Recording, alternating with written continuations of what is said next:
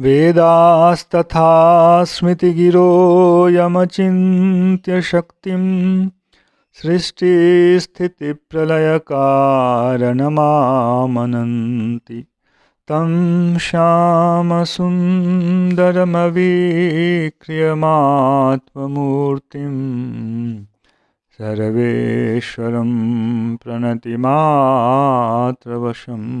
भजामः। अज्ञाननिरतिरुपैति यया विशोषं भक्तिः परापि भजते परिपोषमुच्चैः तत्त्वं परं स्फुरति दुर्गममप्यजस्रं साद्गुण्यभृत्स्वरचितां प्रणमामि गीताम्। नारायणं नमस्कृत्य नरं चैव नरोत्तमं देवीं सरस्वतीं व्यासं ततो जयमुदीरयेत्। हरे कृष्ण कृष्ण कृष्ण हरे हरे, हरे राम राम राम हरे हरे। गीता मंजरी का यह 108 संख्या का अंक है। विगत अंक में हम लोगों ने देहात्मवादियों की कैसी बुद्धि होती है और उस बुद्धि के अनुसार भी यदि हम आत्मा को देखें तब भी शोक का कोई औचित्य वहाँ नहीं है, शोक करना अनुचित ही है, ऐसा सुना। कई प्रकार के अन्य मतवादियों के मत को भगवान ने उपस्थित किया। अब पुनः मुख्य विषय पर आ रहे हैं। आश्चर्यवत् पश्यति कश्चिदेनम् आश्चर्यवत् वदति तथैव चान्यः आश्चर्यवच्चैनमन्यः शृणोति श्रुत्वाप्येनं वेद न चैव कश्चित्। श्लोक संख्या 229 में भगवान अब यह कह रहे हैं, आश्चर्यवत् पश्यति कश्चित् एनम देहिनम, इस देही को कश्चित् आश्चर्यवत् पश्यति। यदि जैसा मैंने कहा जो देही के विषय में शुद्ध सिद्धांत है और उसको अनुभव करने का जो उपाय है, उस उपाय पर चलकर देही की वैसी अवस्था को अनुभव में प्राप्त कर लिया जाए, तब वह जो उस समय का अनुभव है, आश्चर्यवत् पश्यति कश्चिदेनम, उस समय देही को जो अनुभव में ला रहा है, पश्यति मतलब देखता है। देखने का मतलब यहाँ आँख के द्वारा देखता है ऐसा नहीं। हम लोग बाह्य स्थूल पदार्थों का दर्शन इन आँखों से करते हैं, पर यहाँ पश्यति का अर्थ इन आँखों से दर्शन करना नहीं है। पश्यति का अर्थ है उसके यथार्थ स्वरूप का आंतरिक दर्शन करना, बाह्य दर्शन करना नहीं। जो ऐसा करता है उसके लेकर आश्चर्यवत् पश्यति। जब वह उस अवस्था को जाता है, उस अवस्था में पहुंचता है और उस तत्व का साक्षात्कार करता है, देही तत्व का, तो वह आश्चर्यचकित होकर उसका दर्शन करता है। क्योंकि आज तक मोह से उत्पन्न स्नेह के कारण इस संसार को उसने यथार्थ रूप में देखा। जिसे देखना चाहिए था उसे नहीं देखा, जिसे नहीं देखना चाहिए, जिस रूप में नहीं देखना चाहिए, जिस संबंध से युक्त नहीं देखना चाहिए, उस रूप में उसे उसने देखा। पहले तो यहाँ यह समझें, भगवान कह रहे हैं कश्चित् एनम आश्चर्यवत् पश्यति। भगवान ने यह नहीं कहा कि सब लोग ही इसे जान लेते हैं। भगवान ने कहा एनम कश्चित् पश्यति, इसको कोई कोई ही जो है अनुभव में ला पाता है, इसका साक्षात्कार कर पाता है। कौन इसे अब अनुभव में ला पाता है? तो उसके विषय में यही है कि जिसने अपने स्वधर्म का अनुष्ठान किया है, सत्य तप इत्यादि धर्म के अंतरंग साधनों का अनुष्ठान किया है, इसके द्वारा जिनका हृदय शुद्ध हो गया है, गुरु और भगवान के प्रसाद को प्राप्त किया है, उनकी कृपा को प्राप्त किया है, ऐसे लोग ही जीवात्मा के तत्व को पहले जानते हैं, जिसे हम लोग परोक्ष ज्ञान कहते हैं। जीवात्मा के संबंध में एक सामान्य बौद्धिक अवधारणा होती है, अन्यथा इस स्तर तक भी लोग नहीं पहुंच पाते। यह भी भगवान और गुरु का, संत का प्रसाद ही है, उनकी कृपा ही है कि किसी को जीवात्मा के विषय में सुनने के लिए भी मिले। इस जगत में 8 अरब के आसपास मनुष्य हैं, वर्तमान में अनंत जीव हैं, देहधारी, देही अनंत हैं, उनमें से मनुष्य 8 अरब के आसपास हैं। किंतु सबको क्या यह सौभाग्य प्राप्त है? नहीं प्राप्त है। लोग विभिन्न प्रकार के मतवादों में पड़े हुए हैं। इसलिए भगवान कह रहे हैं कश्चित, इनमें से तो सुनने का सौभाग्य ही बहुत कम को प्राप्त है। उनमें से भी साधन करके पुनः गुरु भगवान और की कृपा तथा जो उपयुक्त साधन है उसके द्वारा इस तत्व की उपलब्धि करें, यह तो बहुत ही बहुत ही बहुत ही विरल है। कश्चित, अरबों में कोई। और जब वह इस आत्मा का साक्षात्कार कर लेता है तो उस समय उसकी दशा क्या है? आश्चर्यवत। वह आश्चर्य में डूब जाता है। क्या आश्चर्य है? जो अभी तक मैं देख रहा था, जो अभी तक मैं सोच रहा था बाहर की दुनिया के विषय में, उससे यह तो सर्वथा ही विपरीत है। वह देखता है कि आत्मा जो है वह ज्ञानमय है। अभी तक हमारा दर्शन अज्ञानमय दर्शन था। आत्मा जो है वह आनंदमय है, आनंद स्वरूप है। अभी तक हम आत्मा का साक्षात्कार नहीं कर पाने के कारण हम दुखमय संसार का भोग कर रहे थे, दुख में डूबे हुए थे। यद्यपि आत्मा ज्ञानमय है, ज्ञान स्वरूप है, तथापि वह ज्ञाता है। कैसे ज्ञान स्वरूप होकर के भी वह ज्ञानी है, यह आश्चर्य है। इसे बहुत लोग, ये बहुत कठिन दार्शनिक विषय है जिसके लिए यहाँ ज़्यादा अवकाश नहीं। बस इतना ही सोचिए, ज्ञान स्वरूप होकर के भी ज्ञानी बनना, ज्ञान गुण संपन्न होना, स्वरूप और धर्म दो अलग अलग विषय होते हैं। शायद पहले इस विषय पर चर्चा की गई है। तो ज्ञान स्वरूप भी है आत्मा और ज्ञान धर्मवान भी है, ज्ञान गुणवान ही है, तभी वह ज्ञानी भी कहलाता है।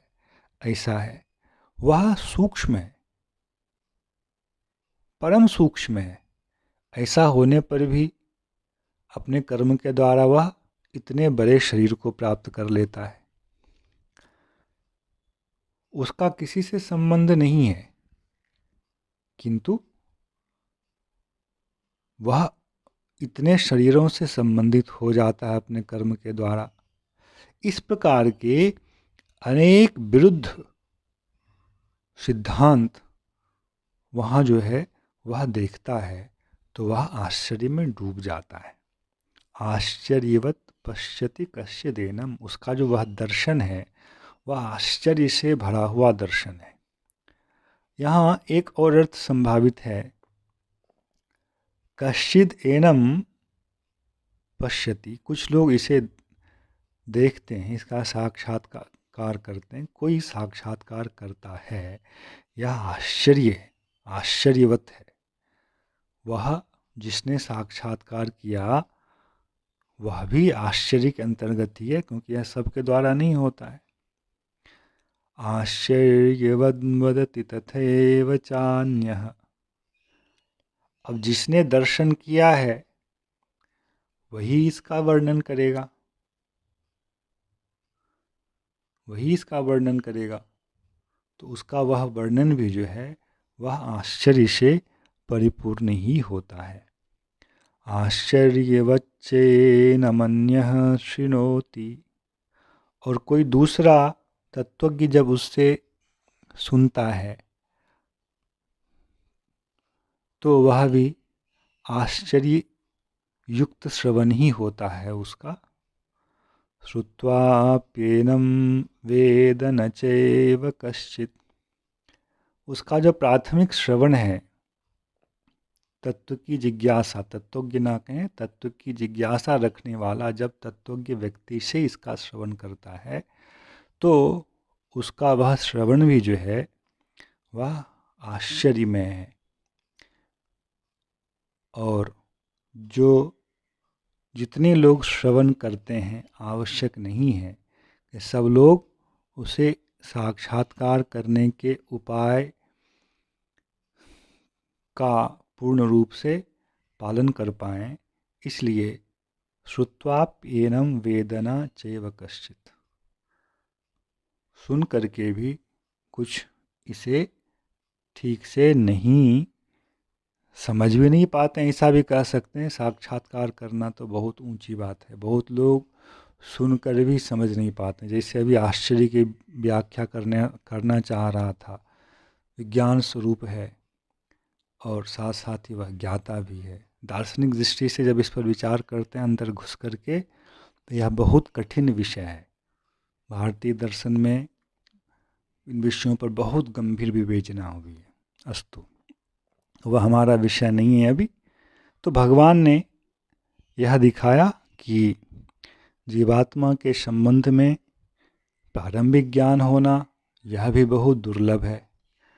उसके बाद उसको जानने से संबंधित साधन का अनुष्ठान करना, अपने जीवन में आचरण करना, यह भी कठिन है, दुर्लभ है। उसके बाद जीवात्मा का साक्षात्कार करना यह भी बहुत कठिन है। तो यह बहुत ही दुर्बोध और दुर्लभ विषय है अर्जुन, जो मैं तुम्हें कह रहा हूँ। और इसको नहीं समझने के कारण, नहीं जानने के कारण ही तुम शोक से ग्रस्त हुए हो। उस शोक से ग्रस्त होने का कारण तुम्हारा है स्नेह। उस स्नेह का कारण होता है मोह। और वह मोह तब तक दूर नहीं होगा जब तक तुम्हारी दृष्टि आत्मा के तत्व में परिनिष्ठित नहीं होती है। इसलिए सबसे पहले आत्मा से संबंधित, देही से संबंधित यह ज्ञान मैंने तुम्हें दिया। इसलिए फिर से अपने वचन का उपसंहार कर रहे हैं 2-3 श्लोक में। देही नित्यमवध्योऽयं देहे सर्वस्य भारत तस्मात् सर्वाणि भूतानि न त्वं शोचितुमर्हसि। हे भरतवंशी अर्जुन, देही नित्यम। देही क्या है? एक नित्य रहने वाला पदार्थ है। तुम देही के लिए शोक नहीं कर रहे हो। और देही के लिए यदि शोक कर रहे हो तो वह शोक का विषय नहीं है, क्योंकि वह नित्य है, तुम उसे मार ही नहीं सकते हो। नित्य क्यों है? अवध्योयम, यह देही अबद्ध है। तो जब तुम देही को मार ही नहीं सकते हो तो फिर तुम्हें शोक क्यों होगा, क्यों हो रहा है? इसलिए तुम्हारी दृष्टि देही पर नहीं है। क्योंकि तुम्हारी दृष्टि देही पर नहीं है, इस देह को धारण करने वाले जीवात्मा पर नहीं है, इसलिए तुम शोक से ग्रस्त हो। देही नित्यम अवध्योयम देहे सर्वस्य भारत। और ऐसा नहीं कि किसी एक के देह में रहने वाला देही नित्य है। सर्वस्य देहे, जितने भी देह दिखाई पड़ रहे हैं, उन सभी देहों में जो रहने वाला है, उसका जो देही है वह नित्य ही है। तस्मात् सर्वाणि भूतानि। अब सर्वस्य शब्द जो पहली पंक्ति में है, इसका अर्थ जो है सर्वव्यापी नहीं करना है यहाँ। सर्वस्य देहे, यहाँ आगे के पद के द्वारा वह नियमित हो जाता है। सर्वाणि भूतानि न त्वं शोचितुम् अर्हसि। यहाँ भूत शब्द जो है वस्तुतः जीवात्मा के लिए आ रहा है, वही देह को धारण करता है। तस्मात् सर्वाणि भूतानि, जो भी तुम्हारे लिए, तुम्हारे समक्ष यहाँ उपस्थित हैं युद्ध में, इन सब के लिए तुम शोक मत करो, तुम्हारा शोक करना उचित नहीं है। भगवान ने अपने मत का, स्वमत का यहाँ उपसंहार किया कि यह देही नित्य है, यह अबध्य है। तुम चाह भी लो तो तुम इस देही का वध कर ही नहीं सकते हो। इसलिए जो कोई भी यहाँ युद्ध के लिए उपस्थित है, उनमें से कोई भी तुम्हारे लिए शोक का विषय नहीं होना चाहिए। वेदांत मत से सोचो तो कोई भी देही शोक का विषय नहीं है, क्योंकि तुम उसे मार ही नहीं सकते हो। और वेदांत के अनुसार विचार ना करो, चार्वाक मत, बौद्ध मत, अन्य प्रकार के मत, इन सब के इस अनुसार भी यदि देह को ही तुम ऐसा मानते हो, तब भी शोक का कारण तुम्हारे लिए कुछ भी नहीं है, क्योंकि वैसा तो देह का होना ही है, होना ही है, इसको तुम टाल ही नहीं सकते हो। इसलिए इस समय तुम्हारे लिए जो कर्तव्य के रूप में उपस्थित हुआ है, वह तुम्हारे लिए प्रधान है, क्योंकि आगे का जो भी तुम्हारा जीवन होगा, अगले जन्म इत्यादि की बात कह रहे हैं, उसका नियामक तुम्हारा वर्तमान विचार और वर्तमान आचरण होगा, तुम्हारा वर्तमान कर्म होगा। इसलिए यदि तुम स्नेह के वशीभूत होकर, मोह से उत्पन्न जो स्नेह है उसके वशीभूत होकर यदि तुम कर्तव्य कर्म से च्युत होते हो, तो तुम्हारा मंगल नहीं होगा। तुमने मुझसे मंगल पूछा है अपना, इसलिए मैं तुम्हें यह बता रहा हूँ कि मंगल के लिए तुम्हें अपने स्वधर्म का पालन करना चाहिए, और वह देही के ऊपर दृष्टि रखते हुए करना चाहिए। जय श्री कृष्ण। हरे कृष्ण कृष्ण कृष्ण हरे हरे, हरे राम राम राम हरे हरे।